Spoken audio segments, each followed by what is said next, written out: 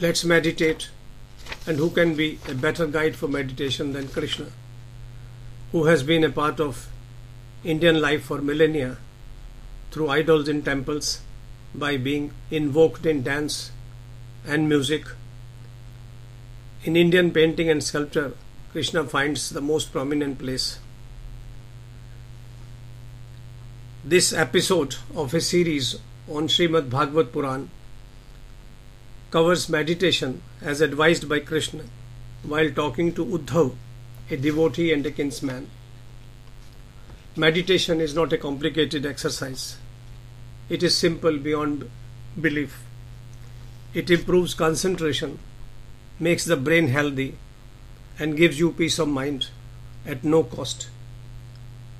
30 minutes in meditation daily eliminate the need for expensive medicine for anxiety, sleeplessness, blood pressure, and restlessness.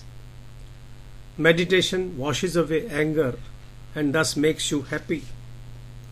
It gives you bliss, which is the ultimate salvation, as we know, on this earth.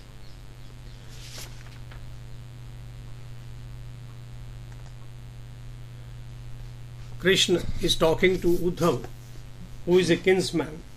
He tells him that the seeker who wants to meditate should sit on a seat that is not high nor low, yet is comfortable.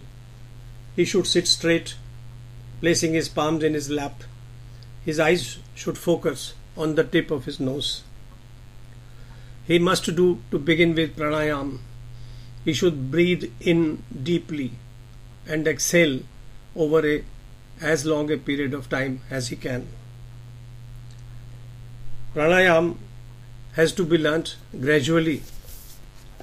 It takes some time, but by and by you can master. This too is not complicated.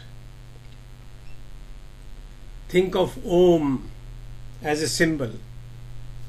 You have to pronounce the word very clearly. Om.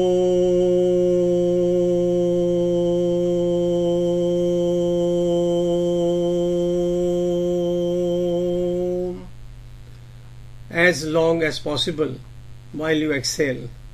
You can modulate it according to any music that you are fond of, but the pronunciation has to be very simple.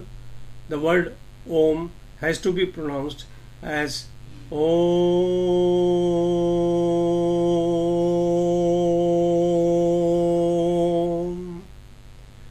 Further, Krishna says, pranayam should be followed by visualization. Think of your heart as a lotus, upside down. Visualize that the lotus has turned upwards and is in full bloom. Look at the petals and delicate yellow filaments at the center.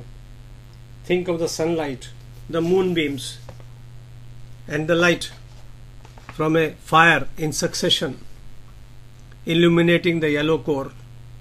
It is auspicious to think of me, that is of Krishna, while concentrating upon the glow of Agni on the flower. Krishna describes himself. I have shapely limbs. Every inch of my body oozes peace. My face resembles a flower in rich bloom. I have long arms extending almost to my knees. I have a shapely, delicate neck. My cheeks are smooth and polished like crystal. My smile is unique. My ear lobes are of equal size. My body is dusky as a rain cloud.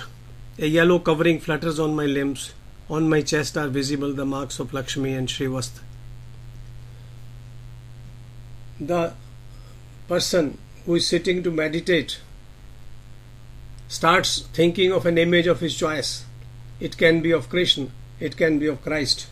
But by and by, he must rise above that visualization and let his mind fly into the sky. The mind will come back. It will come back to all sorts of ideas, whether they are of humor, of sex or anything. But bring it back.